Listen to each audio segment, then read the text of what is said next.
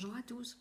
En ce jour de pleine lune du mercredi 13 juillet 2022, j'ai envie de vous commenter l'événementiel du jour parce qu'il est particulièrement intéressant. Alors tout d'abord un petit mot sur cette pleine lune qui est en fait une super lune. Pourquoi super lune? Parce qu'elle va nous paraître plus proche et plus grosse que d'habitude. Et elle sera probablement visible dès 22h30 dans notre pays. En tout cas, le ciel est clément, donc jusqu'à à peu près 4 heures du matin, vous pourrez la voir. Et donc, profitez du spectacle. On l'appelle aussi pleine lune du tonnerre, et ça, j'y reviendrai plus tard, puisque vous savez que je travaille avec tout ce qui est symbolique. Donc, voilà, ça pourrait gronder, mais pas là où on pense dans les prochaines semaines. Alors, l'événementiel, c'est quoi? Eh bien, c'est le référentiel du jour. Donc, tous les enfants, tous les bébés qui naissent aujourd'hui auront le thème que je vais vous présenter. Mais bien entendu, ici, je ne vais pas, il ne faut pas calquer cette interprétation que je vais vous faire sur un enfant qui naîtrait aujourd'hui, parce que, comme vous le savez, en référentiel de naissance, on travaille avec le vécu de la personne. Donc l'analyse que je vais vous faire, c'est vraiment une analyse globale, générale, euh, qui est euh, qui s'applique à tout le monde en fait et pas à une personne en particulier. Alors qu'est-ce qui est frappant dans l'événementiel d'aujourd'hui, donc dans le référentiel du jour? Eh bien la première chose qui est vraiment frappante, attendez 2 secondes, je le mets à l'écran chez moi, voilà, et je vais vous le mettre en commentaire sous la vidéo, comme ça vous pourrez suivre mes explications tout en regardant le thème. Donc la première chose qui frappe, c'est qu'il y a 4 justices dans le thème. Alors 4 justices, 4 dans notre jargon, c'est une rose des sables, c'est un bien joli nom, parce qu'en fait, 4 fois le même arcane dans le thème, c'est un aspect de blocage. Donc c'est un aspect limitatif, c'est équivalent un peu à ce qu'on appelle un carré en astrologie, donc un carré entre deux planètes. Donc ça veut dire que c'est quelque chose qu'il va falloir travailler, dépasser. Alors ces justices, elles ont quelque chose de particulier déjà parce qu'elles sont en totale conversion, c'est-à-dire qu'il y en a une en maison 11 et en maison 12. En maison 11, la justice, elle va nous parler de karma, c'est un nœud karmique. Donc on est dans une période où il y a vraiment quelque chose de l'ordre karmique qui se passe, des anciens karmas qui reviennent à la surface, des choses qu'on croyait avoir réglées une fois pour toutes et qui ressortent des placards. Et donc ça veut dire qu'on a encore quelque chose à nettoyer, à comprendre, qu'on a encore un travail à faire par rapport à mettre nos limites, être juste avec nous-mêmes, se respecter, travailler nos blessures d'injustice si on en a. Et bon voilà, c'est clair qu'actuellement il y a énormément de personnes avec tout ce qui se passe, avec le chaos actuel qui ressentent de l'injustice. Donc c'est ce travail-là qui nous est proposé. Cette justice se trouve d'ailleurs en maison 4, qui est la maison vraiment de l'orientation, la maison du faire, de la mission entre guillemets. Et elle se trouve en maison 8, donc en domicile. Donc c'est vraiment une grande, grande transformation qui nous est demandée. En astrologie, la maison 8, c'est la maison du scorpion dont le maître est Pluton. Donc vous voyez, c'est très plutonien ce qu'on vit pour l'instant. D'ailleurs, la Lune, là, aujourd'hui, est conjointe à Pluton en Capricorne. Donc un gros travail de transformation et la dernière justice du thème, elle se trouve en maison 12, qui est la maison de la guérison. Et donc là, on tend vers ça et là, il faut voir la justice dans le sens de vraiment se respecter, s'ajuster à soi-même. La justice, c'est un miroir imparable de nous-mêmes. C'est oser se regarder dans le miroir, voir ce qui ne va pas et se transformer. Se transformer, pas du tout dans le sens de devenir quelqu'un d'autre, mais de devenir qui on est vraiment. Donc, et le 8 en astrologie, en numérologie, c'est un nombre cosmique. Donc, c'est l'équilibre entre les lois humaines et les lois divines. Donc voilà, il y a toute cette idée aussi d'ordre cosmique à retrouver. et s'aligner sur cet ordre cosmique.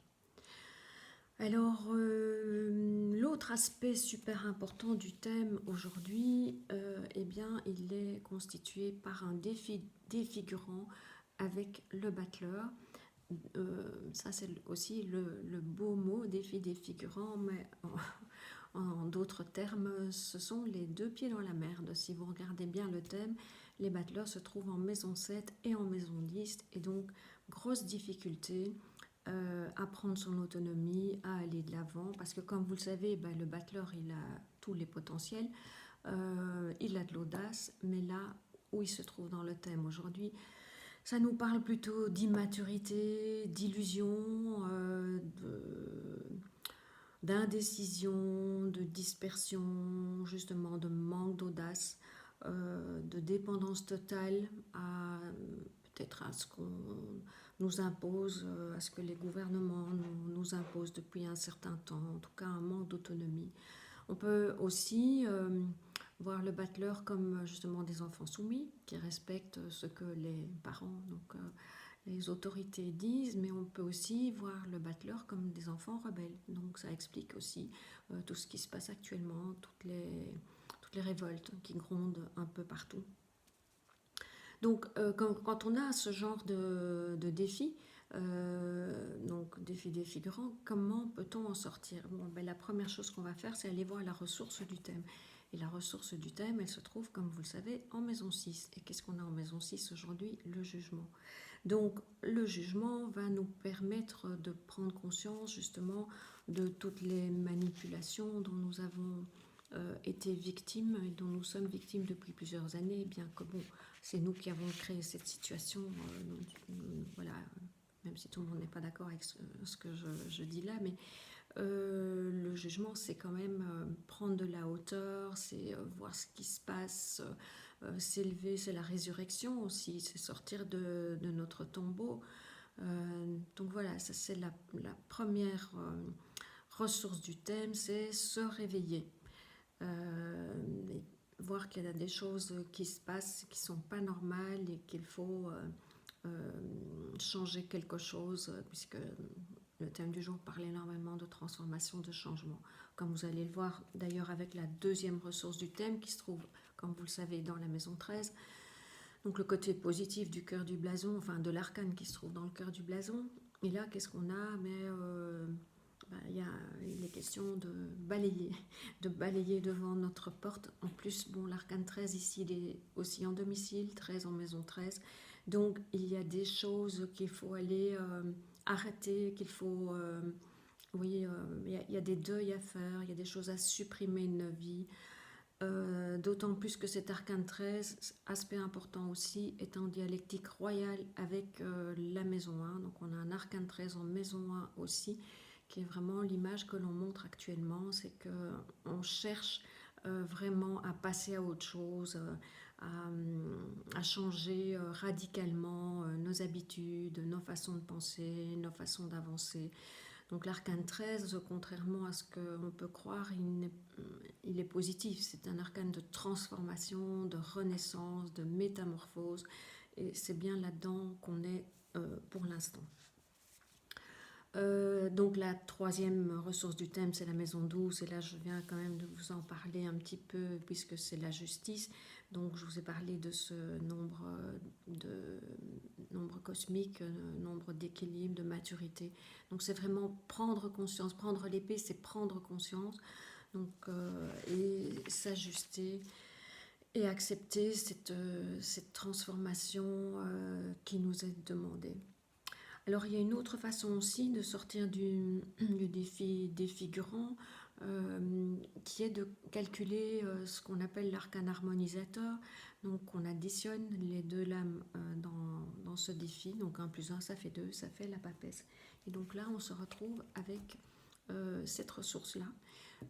Et c'est quoi la papesse? Eh bien c'est justement sortir de l'illusion, aller au-delà du voile, aller percer les secrets, les mystères, aller voir ce qui se cache là derrière.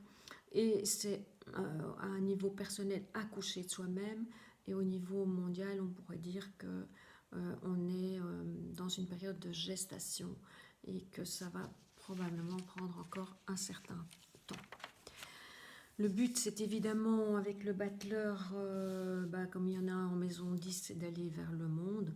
Et donc, je pense que c'est vraiment là qu'on est pour l'instant, à chercher à construire un nouveau monde, un autre monde, un monde plus harmonieux, qui nous convient mieux, où les valeurs, en tout cas, seront très différentes du monde actuel. Et ça m'invite à vous parler de ce qu'il y a aussi dans le thème qui est caché. Mais le double principe, pour moi, c'est une des clés aussi dans les référentiels. Et donc, le double principe, ça veut dire qu'il y a deux voies, la voie du sud, la voie du nord, et que c'est la voie du sud, c'est la loi du clan, la loi du père, et que tant qu'on reste là-dedans, on est dans la survie. Et qu'est-ce qu'on a aujourd'hui dans la voie du sud? Eh bien, on a la maison Dieu. Ça nous parle de quoi? Ça nous parle d'enfermement, de cette tour d'ivoire qui fait qu'on ne veut pas voir la réalité, on s'enferme dans des croyances, on a peur de ce qui va se passer, on s'enferme chez soi et on s'enferme sur soi. Si vous voyez bien, si vous regardez bien cette image, il n'y a qu'une seule issue, c'est par le haut. Donc c'est en se laissant toucher par le divin, autrement dit en se rappelant qu'on est des êtres spirituels venus vivre une expérience dans la matière, on pourra sortir de cette tour. Nous sommes actuellement enfermés dans des cages dorées. Et pourtant, cet arcane, c'est l'arcane le plus spirituel du tarot. Et on peut aussi, par rapport à cet arcane, faire référence à la tour de Babel. Donc là, je vous invite à relire le chapitre de la Genèse qui parle de cette tour, mais en deux mots, c'est lorsque les hommes veulent arriver à rejoindre les dieux ou se prennent pour des dieux, et bien à un moment donné, ils sont foudroyés. Donc c'est bien une tour d'ivoire. Et par rapport aux événements qui se passent actuellement, ça pourrait être vraiment vu comme la matrice. Bon, c'est quand même 4 x 4, 16, donc on est vraiment enfermé dans quelque chose qui nous limite. Et par rapport à la tour de Babel que je viens d'évoquer, ça pourrait être vraiment le transhumanisme vers lequel on veut nous conduire par l'intelligence artificielle et toutes ces choses qui se mettent en place, qui se sont mises en place progressivement, auxquelles on s'est habitué. Mais je répète, c'est nous qui avons créé cette situation, donc maintenant c'est à nous à en sortir. Alors, ça parle ici de démolition, d'effondrement des structures, et voilà, je ne vais pas vous cacher que avec Pluton qui est encore toujours là en Capricorne pour quelque temps, il y a beaucoup de choses qui, dans les prochains mois, vont probablement s'effondrer. Tout ce qui est trop structuré, trop rigide, trop fermé, parce qu'on ne peut plus vivre là-dedans. Il y a un appel urgent à aller vers la voie du Nord. Et la voie du Nord, c'est le pape. Le pape ici, pas du tout à voir comme une figure religieuse, ça n'a rien à voir avec la religion. Dans la voie du Nord, c'est ce qui nous mène vers la vie. Et là, c'est quoi? C'est aller vers le cœur, faire des choix du cœur, être dans l'amour, dans la bienveillance. En numérologie, le 5, c'est aussi la liberté.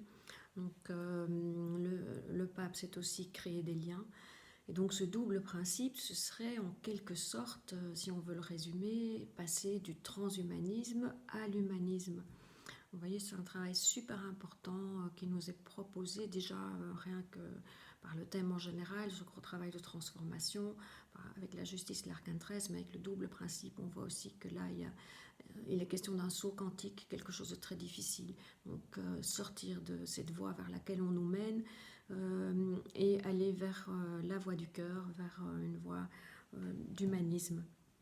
Donc, entre les deux, oui, parce que c'est quand même compliqué, comme je vous parle de saut quantique, entre les deux, il y a quand même un arcane modérateur, donc qui s'obtient par la soustraction des deux, et là, on arrive alors à la force, qui est l'arcane central du tarot, qui parle de centrage, d'alignement, de se verticaliser, qui parle d'ancrage, donc vraiment être ancré dans la terre, accepter notre incarnation sur terre, que le défi défigurant avec le battleur peut aussi nous faire penser qu'on a une difficulté par rapport à ça. Donc c'est accepter notre incarnation sur Terre, travailler notre ancrage pour pouvoir se reconnecter à la source. Donc le chapeau en forme de lemniscate, donc d'infini.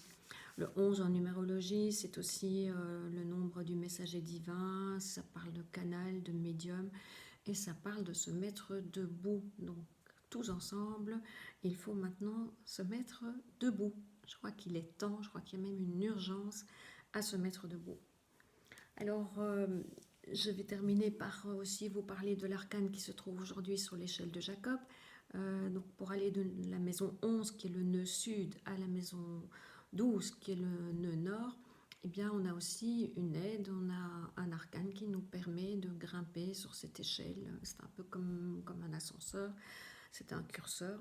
Et donc, on a un mat. Et le mat, c'est quoi? C'est justement celui qui se libère du passé, qui s'allège. Lui, les règles, les conventions, il s'en fout. Il laisse tout ça derrière lui. Tout ce qu'il sait, c'est qu'il part, il avance dans l'inconnu. Il ne sait pas trop où il va, mais en tout cas, il quitte ce monde de fou, j'ai envie de dire, pour créer un nouveau monde. Et ce ne sera pas si facile non plus, hein, parce qu'il y a 2 chariots dont je ne vous ai pas encore parlé, qui sont dans le thème, et qui sont en maison 2, maison 5, et qui pourraient justement parler d'hésitation, parce qu'on ne sait pas quelle voie prendre, on ne sait pas quel cheval suivre, on n'a pas de rêne, on a les roues qui bloquent. Donc il y a tout un travail là aussi à faire de, en 2 mots, mettre l'âme au poste de commande et pas l'ego. Donc c'est un peu faire taire notre ego, se reconnecter à notre âme. Tout le thème d'aujourd'hui parle de ça, de cette reconnexion, donc je vous ai dit à l'infini, à l'âme, et de se libérer. Donc voilà, on a du boulot et ça va durer bien sûr pas seulement aujourd'hui, mais quelques semaines, quelques mois. Le changement, l'année d'ensemencement, j'ose presque pas vous la dire, mais l'année d'ensemencement du thème d'aujourd'hui, c'est 2042. Donc j'espère qu'on ne devra pas attendre jusqu'en 2042 pour voir une libération et pour sortir de ce chaos. J'espère que ça se passera beaucoup plus vite et de façon sereine. C'est en tout cas ce que je nous souhaite à tous. Je vous mets donc l'événementiel du jour en commentaire, comme ça vous pouvez suivre mieux la vidéo, et je reste présente pour toutes vos questions. Vous pouvez les mettre en commentaire et je vous répondrai bien entendu. Voilà, belle journée, bel été à vous tous. Au revoir.